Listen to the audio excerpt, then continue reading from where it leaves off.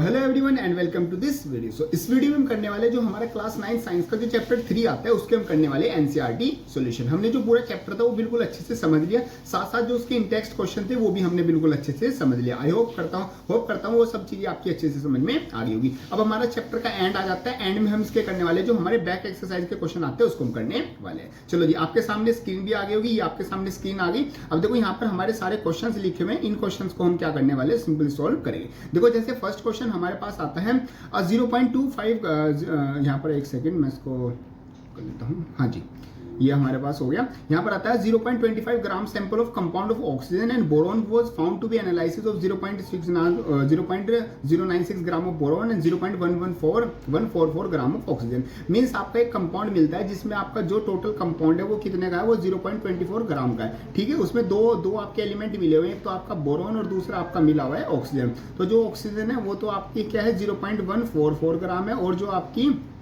Boron है वो कितना है, वो 0.096 आपकी ग्राम है, इतना उसने बताया हुआ है। ठीक है, calculate the percentage composition. Percentage composition निकालना है। देखो जब भी आपको परसेंटेज निकालनी होती है तो जितने आपके मार्क्स आए हैं वो, और जो आपके टोटल मार्क्स हैं वो, और इनटू आप क्या कर देते हो 100 आप कर देते हो। तो ये बेसिक फॉर्मूला यहाँ पर भी आपका लगेगा। जैसे सबसे पहले आपको प्रेजेंटेशन आपको निकालनी है। फॉर एग्जाम्पल आपको ऑक्सीजन की प्रेजेंटेशन ऑक्सीजन की परसेंटेज निकालनी है। जैसे ऑक्सीजन की अगर निकालेंगे तो ऑक्सीजन के लिए हम कर देंगे, यहाँ पर आ जाएगा, तो यहाँ पर आ जाएगा मास ऑफ, अरे ये फिर थोड़ा सा और उसको थोड़ा सा कम करेंगे। ठीक है, यहाँ पर आएगा हमारे पास, हमें निकालनी है percentage of oxygen is equal to, ये आ जाएगा weight of oxygen upon total weight into 100। ठीक है, ऑक्सीजन का कितना था 0.144, टोटल वेट कितना था 0.144, नहीं टोटल वेट तो उसने दिया हुआ था ना, टोटल वेट उसने कितना दिया हुआ था 0.24, ये आ जाएगा हमारे पास 0.24 इंटू क्या कर देंगे, इंटू 100 हम सिंपल कर देंगे। इसको सिंपली हमें सोल्व करना है। इसको सोल्व करके हम डायरेक्ट देख लेते हैं हमारे पास क्या आंसर आया हुआ है। हमारे पास आया 0.240 ग्राम, हमारे पास ये आ जाता है। इसी तरीके से हमें क्या निकालना है, इसी तरीके से बोरॉन का निकालना है। बोरॉन का कैसे निकालोगे, बोरॉन का वेट रख दोगे अपॉन टोटल वेट रख दोगे, इनटू क्या कर दोगे 100 आप कर दोगे। इसी तरीके से आप सोल्व कर दोगे तो ये आपके सिंपल दोनों का क्या आ जाएगा, आंसर आ जाएगा। ये आपका आ जाता है, ये आपका आ जाता है ऑक्सीजन का, और ये आपके पास आ जाता है बोरॉन का। उसने किसका पूछा था, उसने सिर्फ calculate the percentage composition of the compound by weight पूछा था। तो सिंपल बस ऑक्सीजन का ही दिया हुआ है उसने। और अच्छा परसेंटेज पूछी थी ना, हाँ तो बोरोन की परसेंटेज और उसकी दोनों की परसेंटेज निकाल लेंगे हम। अपना ये वाला मेथड अपना सिंपली हम यूज कर लेंगे। बाकी किस तरीके से करना है वो आपका यहाँ पर सोल्यूशन आ जाता है। Clear point. चलो जी नेक्स्ट क्वेश्चन पर चलते हैं। नेक्स्ट क्वेश्चन उसने बोला है when 3 gram of carbon is burn in 8 gram of oxygen. Means आपकी कार्बन थी वो ऑक्सीजन में बर्न की गई और आपका क्या बनेगा, CO2 बनेगा। तो उसने बोला 3 ग्राम कार्बन थी वो आपकी 8 ग्राम में बर्न करने के बाद 11 ग्राम आपकी क्या बना रही थी, कार्बन डाइऑक्साइड बना रही थी। तो उसने बोला कि इज प्रोड्यूस, ठीक है, what is the mass of the carbon dioxide will be formed when 3 gram of carbon. अब ये तो फर्स्ट केस था, ठीक है, उसने सेकंड केस लिया हुआ है। सेकंड केस में क्या आ जाता है, सेकंड केस में आ जाता है मेरी चीज कि हमारे पास क्या है, अब जो कार्बन है वो 3 ग्राम ही है, ठीक है, लेकिन उसने ऑक्सीजन क्या ले ली, उसने ऑक्सीजन 50 ग्राम ले ली। तो हमें बताना है जो हमारा कार्बन डाइऑक्साइड बनेगा वो कितना बनेगा। ठीक है, देखो आपको पता है लॉ ऑफ डेफिनेट प्रोपोर्शन के अकॉर्डिंग जितना जो आपका मास होता है, लॉ ऑफ डेफिनेट प्रोपोर्शन के अकॉर्डिंग जो आपका जो भी कंपाउंड बनता है उसमें फिक्स प्रोपोर्शन बाय मास वो क्या होता है, बनता है। तो अगर यहाँ पर देखो 3 ग्राम जो कार्बन थी अगर वो 8 ग्राम से रिएक्ट करके कुछ 11 ग्राम आपकी क्या बना रही थी, CO2 बना रही थी, तो यहाँ पर भी 3 ग्राम आपका क्या बनेगी, 8 ग्राम से आपका रिएक्ट करेगी। जो बाकी की जो 42 ग्राम ऑक्सीजन है वो आपकी रेसिड्यू मतलब कि ऐसे ही एक्स्ट्रा में बच जाएगी, और आपका 11 ग्राम ही आपका क्या बनेगा, आपका जो CO2 है वो बनेगा। मींस फिक्स मास क्या है, फिक्स मास से क्या करता है, मतलब कि कंबाइन होता है जब भी आपका क्या बनता है, एक कंपाउंड बनता है। तो यहाँ पर आपका आंसर क्या आ जाएगा, आपका 8 ग्राम आंसर आ जाएगा, और जो बची हुई 42 ग्राम है वो आपकी क्या हो जाएगी, वो रेसिड्यू मतलब कि बच जाएगी। ठीक है जी, ये आपका सिंपल आंसर आ जाता है। Clear point. चलो जी नेक्स्ट हम बात करते हैं इसमें 3 ग्राम कार्बन नहीं जाता। हाँ चलो आगे चलते हैं। नेक्स्ट हमारे पास क्वेश्चन आता है ये रहा, what are poly atomic ions, give example. तो पॉली एटॉमिक आयंस क्या होते हैं, जिसमें दो से ज्यादा मतलब दो या दो से ज्यादा एटम्स होते हैं, उनको हम बोलते हैं poly atomic ions. Means the group of atom which carry fix charge either positive और negative behave as the ions. Means poly atomic ions हो गए मतलब जिस एक तो बेसिकली जिसमें एक से ज्यादा एटम्स हो गए और साथ साथ वो एटम्स क्या होंगे, वो चार्ज होगा उसमें मान लो +1 +2 या फिर +3 या फिर -1 -2 या फिर -3, ये हमारे पास उसमें क्या होंगे, चार्ज होंगे। उसको हम क्या बोलते हैं, पॉली एटॉमिक आयंस बोलते हैं। पॉली का मतलब होता है हमारे पास नंबर, मतलब कि +2 +3 कोई नंबर, और एटॉमिक का मतलब होता है नंबर ऑफ एटम्स हमारे होते हैं। गिव एग्जांपल, जैसे carbonate ion, sulphate ion, aluminium ion, phosphate ion, ये हमारे पास क्या हो गए, सारे आयंस हो गए जो कि पॉली एटॉमिक है। पॉली एटॉमिक मतलब इसमें एक से ज्यादा एटम्स कंबाइन होते हैं। ठीक है जी, चलो नेक्स्ट उसने बोला right the chemical formula of the following. इनका केमिकल फॉर्मूला लिखना। तो मैग्नीशियम क्लोराइड आपको पता है,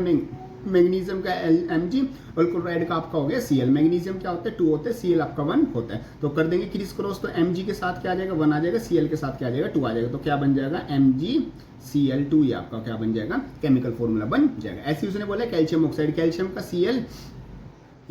कैल्शियम Cl नहीं Ca, ठीक है, कैल्शियम Ca और ऑक्साइड हमारा क्या हो गया, O हमारा हो गया। कैल्शियम आपका क्या होता है 1 होता है, ऑक्सीजन आपका क्या होता है 2 होता है, तो CaO2, ये आपका क्या बन गया, कैल्शियम ऑक्साइड का केमिकल फॉर्मूला बन गया। ये हमने वीडियो मतलब जब हमने लेक्चर्स हम कर रहे थे तो वहां पर हमने समझाई था किस तरीके से आपके फॉर्मूले बनते हैं। ठीक है, नेक्स्ट उसने पूछा, नेक्स्ट किसका पूछा है, कॉपर नाइट्रेट। तो कॉपर क्या होता है, कॉपर हमारा क्या होता है Cu होता है, और नाइट्रेट क्या होता है NO3 हमारा होता है। ठीक है, कॉपर की वैलेंसी होती है 2, नाइट्रेट की हमारी 1, कर देंगे क्रिस क्रॉस, तो CuNO3 का होल ट्वाइस, ये हमारा क्या बन जाएगा, कॉपर नाइट्रेट बन जाएगा। ऐसे उसने बोला एल्यूमिनियम क्लोराइड, एल्यूमिनियम और क्लोराइड, एल्यूमिनियम होता है 3 और क्लोराइड होता है 1, तो इसको क्रिस क्रॉस करेंगे तो क्या बन जाएगा AlCl3, ये मेरे पास क्या बन मतलब कि एल्यूमिनियम क्लोराइड का केमिकल फॉर्मूला बन जाएगा। ऐसे उसने बोला कैल्शियम कार्बोनेट, जो हमारा 5th नंबर पे आता है।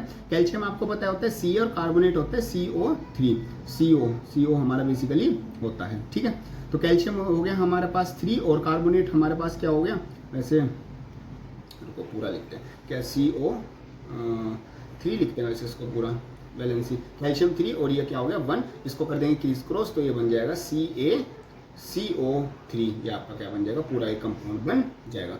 ये आपकी 1 ही होती है, कैल्शियम की आपकी क्या होती है, कैल्शियम Ca हीलिब्रिसम, इसकी भी आई थिंक 1 होती है, और ये CO3, ये इस तरीके से आपका बनता है कैल्शियम कार्बोनेट। क्लियर पॉइंट, चलो जी आपके इस सिंपल से सारे क्या आ गए, आपके केमिकल फॉर्मूलाज आ गए। नेक्स्ट उसने बोला give the names of the element present in the compound. Means उसने कुछ केमिकल हमें क्या आपको दिए हैं, कुछ कंपाउंड्स दिए हैं, उनका उसने कॉमन नेम दिया है, उसने केमिकल नेम नहीं दिया, उसमें हमें बताना है कि इनमें कौन कौन से केमिकल प्रेजेंट। देखो जो आपका क्विकलाइम होता है, क्विकलाइम का जो फॉर्मूला होता है मतलब जो उसका केमिकल नेम होता है वो कैल्शियम ऑक्साइड होता है। तो उसमें कैल्शियम ऑक्साइड में क्या क्या होगा, एक तो कैल्शियम होगा, एक हमारा ऑक्साइड होगा, मतलब कि Ca और ऑक्सीजन, लेकिन कैल्शियम और ऑक्साइड ये दो एलिमेंट प्रेजेंट होते हैं। ऐसे आता है हमारे पास हाइड्रोजन ब्रोमाइड, हाइड्रोजन ब्रोमाइड में एक तो हाइड्रोजन हो गया और दूसरा हमारा क्या हो गया, ब्रोमाइड आपका हो गया। बेकिंग सोडा, बेकिंग सोडा आपका क्या होता है, बेकिंग सोडा आपका होता है NaHCO3, ये आपको याद रखना होगा। बेकिंग सोडा का जो केमिकल नेम है वो है सोडियम हाइड्रोजन कार्बोनेट, और जो उसका केमिकल सिंबल होता है वो NaHCO3 होता है। तो उसमें क्या हो गया, सोडियम हो गया, हाइड्रोजन हो गए, कार्बन होगी और हमारी क्या होगी, ऑक्सीजन हो गई। 4 हमारे इसमें क्या हो गए, अलग अलग एलिमेंट्स के एटम्स हो